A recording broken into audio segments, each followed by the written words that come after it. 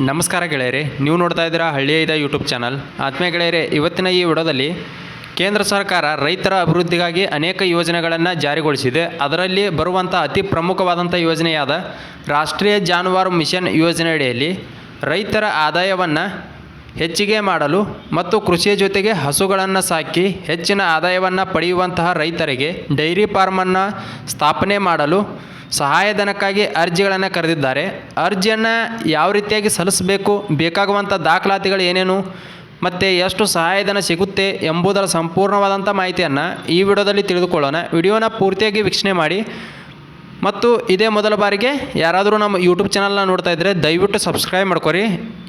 ಈ ಸಹಾಯಧನಕ್ಕಾಗಿ ಅರ್ಜಿಯನ್ನು ಆನ್ಲೈನ್ ಮೂಲಕವೂ ಕೂಡ ಹಾಕೋದಿರ್ತೈತಿ. ಯಾವ ರೀತಿಯಾಗಿ ಹಾಕುವುದು ಎಂಬುದನ್ನು ಕೂಡ ನಾನು ಈ ವಿಡಿಯೋದಲ್ಲಿ ಸಂಪೂರ್ಣವಾಗಿ ತೋರಿಸ್ತಾ ಇದ್ದೀನಿ. ಮತ್ತು ಈ ವಿಡಿಯೋನ ಇತರ ನಿಮ್ಮ ಗೆಳೆಯರ ವರ್ಗಕ್ಕೂ ಕೂಡ ಶೇರ್ ಮಾಡಿರಿ. ಬನ್ನಿ ಗೆಳೆಯರೆ, ಈ ವಿಡಿಯೋನ ಶುರು ಮಾಡೋಣ.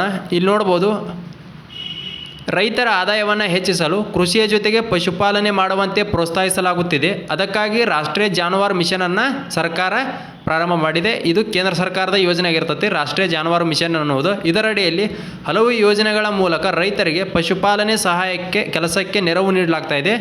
ವಿಶೇಷವೆಂದರೆ ಇದರ ಅಡಿಯಲ್ಲಿ ಪಶುಪಾಲಕ ರೈತರು 50 ಲಕ್ಷ ರೂಪಾಯಿವರೆಗೂ ಕೂಡ ನೀವು ಸಹಾಯಧನವನ್ನು ಪಡ್ಕೊಳ್ಬೋದು. ಪಶುಪಾಲನೆ ಅಂದರೆ ಕೇವಲ ಇಲ್ಲಿ ನೀವು ಹಸುಗಳನ್ನು ಮಾತ್ರ ಸಾಕುವುದಲ್ಲ, ಬೇರೆ ಬೇರೆ ಎಲ್ಲ ಜಾನುವಾರುಗಳಾಗಿರ್ಬೋದು, ಕೋಳಿಗಳಾಗಿರ್ಬೋದು, ಹಂದಿ ಅಭಿವೃದ್ಧಿ ಆಗಿರ್ಬೋದು, ಯಾವುದೇ ರೀತಿಯಾದಂಥ ಯೋಜನೆಗಳಲ್ಲಿ ನೀವು ಸಹಾಯಧನವನ್ನು ಪಡ್ಕೋಬೋದು. ಇಲ್ಲಿ ನೋಡ್ಬೋದು, ರಾಷ್ಟ್ರೀಯ ಜಾನುವಾರು ಮಿಷನ್ 4 ಉಪ ಮಿಷನ್ಗಳನ್ನು ಒಳಗೊಂಡಿದೆ. ಅವುಗಳೆಂದರೆ ಜಾನುವಾರುಗಳು ಮತ್ತು ಕೋಳಿಗಳ ತಳಿ ಅಭಿವೃದ್ಧಿ, ಈಶಾನ್ಯ ಪ್ರದೇಶಗಳಲ್ಲಿ ಹಂದಿ ಅಭಿವೃದ್ಧಿ, ಉಪ ಮಿಷನ್ ಫೀಡ್ ಮತ್ತು ಮೇವು ಅಭಿವೃದ್ಧಿ, ಉಪ ಮಿಷನ್ ಕೌಶಲ್ಯ ಅಭಿವೃದ್ಧಿ, ತಂತ್ರಜ್ಞಾನ ವರ್ಗಾವಣೆ, ವಿಸ್ತರಣೆ ಉಪ ಮಿಷನ್ಗಳನ್ನು ಒಳಗೊಂಡಿದೆ. ಇದರ ಅಡಿಯಲ್ಲಿ ವಿವಿಧ ಉಪ ಮಿಷನ್ ಅಥವಾ ಯೋಜನೆಗಳ ಅಡಿಯಲ್ಲಿ ನೀವು ಪಶುಸಂಗೋಪನೆ ರೈತರಿಗೆ ವಿವಿಧ ಸಬ್ಸಿಡಿ ಪ್ರಯೋಜನಗಳನ್ನು ನೀಡಲಾಗ್ತಾ ಇದೆ. ಅಂದರೆ ನೀವು ಇದರಲ್ಲಿ ಕೋಳಿಗಳನ್ನು ತಳಿಗಳನ್ನು ಅಭಿವೃದ್ಧಿ ಮಾಡಿ ಸಾಕಿ ಮಾರುವುದಾಗಿರ್ಬೋದು, ಅಥವಾ ಹಾಲಿನ ಡೈರಿ ಫಾರ್ಮ್ ಆಗಿರ್ಬೋದು, ಅಥವಾ ಏನಾದರೂ ತಂತ್ರಜ್ಞಾನ ಆಗಿರ್ಬೋದು, ಫೀಡ್ ಅಂದರೆ ಮೇವುಗಳನ್ನು ತಯಾರು ಮಾಡಿ ಮಾರುವುದಾಗಿರ್ಬೋದು, ಹಂದಿಗಳನ್ನು ಸಾಕಾಣಿಕೆ ಮಾಡಿ ಮಾರುವುದಾಗಿರ್ಬೋದು, ಯಾವುದೇ ರೈತರು ಯಾವುದೇ ಯೋಜನೆ ಅಡಿಯಲ್ಲಿ ನೀವು ಸಹಾಯಧನವನ್ನು ಪಡ್ಕೊಳ್ಬೋದು. ಎಷ್ಟೆಷ್ಟು ಎಷ್ಟೆಷ್ಟು ಸಬ್ಸಿಡಿ ಸಿಗ್ತೈತೆ ಅಂತ ನೋಡೋದಾದ್ರೆ, ನೀವೇನಾದರೂ ರಾಷ್ಟ್ರೀಯ ಜಾನುವಾರು ಮಿಷನ್ ಅಡಿಯಲ್ಲಿ ಕೋಳಿ ಫಾರ್ಮ್ ಹೌಸನ್ನು ತೆರೀತಾ ಇದ್ರಂದ್ರೆ, ಅಂದರೆ ಕೋಳಿಗಳ ಸಾಕಾಣಿಕೆಯನ್ನು ಮಾಡೋರು ಇದ್ರಂದ್ರೆ ನಿಮಗೆ 25 ಲಕ್ಷ ರೂಪಾಯಿವರೆಗೂ ಕೂಡ ಸಹಾಯಧನ ಸಿಗ್ತೈತೆ. ಅದೇ ರೀತಿ ನೀವೇನಾದರೂ ಕುರಿ ಮತ್ತು ಮೇಕೆ ಘಟಕ ಸ್ಥಾಪನೆ ಮಾಡೋರು ಇದ್ರಂದ್ರೆ ನಿಮಗೆ 50 ಲಕ್ಷ ರೂಪಾಯಿ ಸಹಾಯಧನ ಅಥವಾ ಅನುದಾನವನ್ನು ಕೂಡ ಪಡ್ಕೊಳ್ಬೋದು. ಹಂದಿ ಸಾಕಾಣಿಕೆಯನ್ನು ಸ್ಥಾಪನೆ ಮಾಡೋರಿದ್ರೆ, ಅಂದರೆ ಹಂದಿ ಸಾಕಾಣಿಕೆ ಕೇಂದ್ರವನ್ನು ಸ್ಥಾಪನೆ ಮಾಡೋರಿದ್ರಂದ್ರೆ ನಿಮಗೆ 30 ಲಕ್ಷ ರೂಪಾಯಿವರೆಗೂ ಕೂಡ ಆರ್ಥಿಕ ನೆರವನ್ನು ಕೇಂದ್ರ ಸರ್ಕಾರ ನೀಡ್ತಾ ಇದೆ.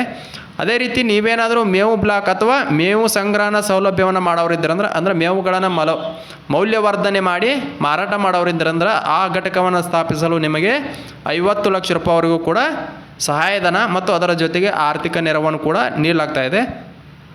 ಮತ್ತು ಪರಿಷ್ಕೃತ ರಾಷ್ಟ್ರೀಯ ಜಾನುವಾರು ಮಿಷನ್ ಯೋಜನೆ ಪ್ರಕಾರ ಕುದುರೆಗಳಾಗಿರ್ಬೋದು, ಕತ್ತೆಗಳಾಗಿರ್ಬೋದು, ಹೆಸರು ಕತ್ತೆಗಳಾಗಿರ್ಬೋದು, ಒಂಟೆಗಳಾಗಿರ್ಬೋದು, ಸಂಬಂಧಿಸಿದ ಉದ್ಯಮಗಳನ್ನು ಸ್ಥಾಪಿಸಲು 50% ಸಹಾಯಧನವನ್ನು ನೀಡಲಾಗ್ತಾ ಇದೆ. ಇದಲ್ಲದೆ ಕುದುರೆ, ಕತ್ತೆ, ಒಂಟೆ ತಳಿಗಳ ಸಂರಕ್ಷಣೆಗೆ ರಾಜ್ಯ ಸರ್ಕಾರವು ಕೂಡ ನೆರವನ್ನು ನೀಡಲಾಗ್ತಾ ಇದೆ. ಅಂದರೆ ಕೇಂದ್ರ ಸರ್ಕಾರದಿಂದ 50% ಸಹಾಯಧನ, ರಾಜ್ಯ ಸರ್ಕಾರವು ಕೂಡ ಕೆಲವೊಂದಿಷ್ಟು ಸಹಾಯಧನಗಳನ್ನು ನೀಡ್ತಾ ಇದೆ.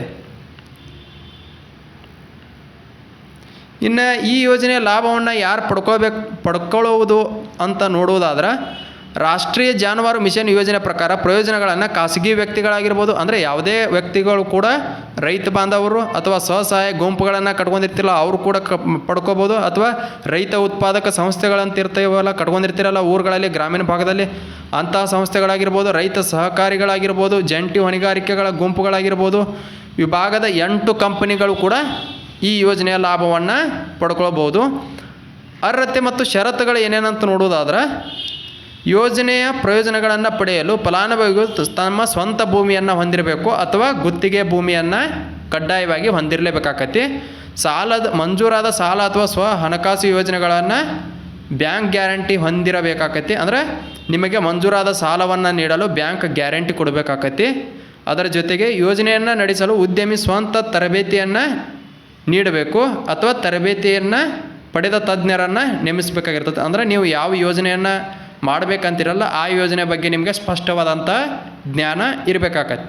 ಅದರ ಜೊತೆಗೆ ಈ KYC ಬಗ್ಗೆ ಸಂಬಂಧಿಸಿದಂಥ ಎಲ್ಲ ದಾಖಲಾತಿಗಳು ಪೂರ್ಣವಾಗಿರಬೇಕು. ಅಂದರೆ ಈ KYCಯನ್ನು ಹೊಂದಿರಬೇಕಾಗತ್ತೆ. ಅರ್ಜಿಯನ್ನು ಯಾವ ರೀತಿ ಸಲ್ಲಿಸಬೇಕಂದ್ರೆ ಇದು ಅಧಿಕೃತವಾದಂಥ ವೆಬ್ಸೈಟ್ ಲಿಂಕ್ ಐತಿ, udyogamitra.in ಅನ್ನೋ ವೆಬ್ಸೈಟ್ ಲಿಂಕ. ಈ ವೆಬ್ಸೈಟ್ ಲಿಂಕನ್ನು ಕೂಡ ನಾನು ವಿಡಿಯೋ ಕೆಳಗೆ ಕೊಟ್ಟಿರ್ತಾನು. ಅಲ್ಲಿಂದ ಹೋಗಿ ನೇರವಾಗಿ ರಿಜಿಸ್ಟ್ರೇಷನ್ ಮಾಡ್ಕೊಂಡು ಲಾಗಿನ್ ಆಗಿ ನೀವು ಯಾವ ಯೋಜನೆ ಎಲ್ಲ ಕೇಳುತ್ತಲ್ಲಿ ಎಲ್ಲ ಅಂದರೆ ಯಾವ ಯೋಜನೆ ಅಡಿಯಲ್ಲಿ ಸಲ್ಲಿಸ್ತಾ ಇದ್ದೀರಿ, ಎಷ್ಟು ಸಹಾಯಧನ ಬೇಕು, ನಿಮ್ಮ ಭೂಮಿ ಎಷ್ಟಿದೆ ಎಲ್ಲವನ್ನು ಕೇಳುತ್ತೆ ಮತ್ತು ಎಲ್ಲ ದಾಖಲಾತಿಗಳನ್ನು ಅಪ್ಲೋಡ್ ಮಾಡಿ ನೀವು ಅರ್ಜಿಯನ್ನು ಸಲ್ಲಿಸ್ಬೋದು. ಈ ಲಿಂಕನ್ನು ಕೂಡ ನಾನು ವಿಡಿಯೋ ಕೆಳಗೆ ಕೊಟ್ಟಿರ್ತಾನು. ಅಲ್ಲಿಂದ ನೇರವಾಗಿ ಅರ್ಜಿಯನ್ನು ಸಲ್ಲಿಸ್ಬೋದು. ಇದನ್ನು ಹೊರತುಪಡಿಸಿ ಏನಾದರೂ ಸಂದೇಹಗಳಿದ್ದು ಅಂದ್ರೆ ದಯವಿಟ್ಟು ಕಮೆಂಟ್ ಬಾಕ್ಸಲ್ಲಿ ಕಮೆಂಟ್ ಮಾಡಿರಿ. ಹಂಗೆ ಈ ವಿಡಿಯೋ ಇಷ್ಟ ಆಗಿತ್ತಂದ್ರೆ ಒಂದು ಲೈಕ್ ಮಾಡಿರಿ.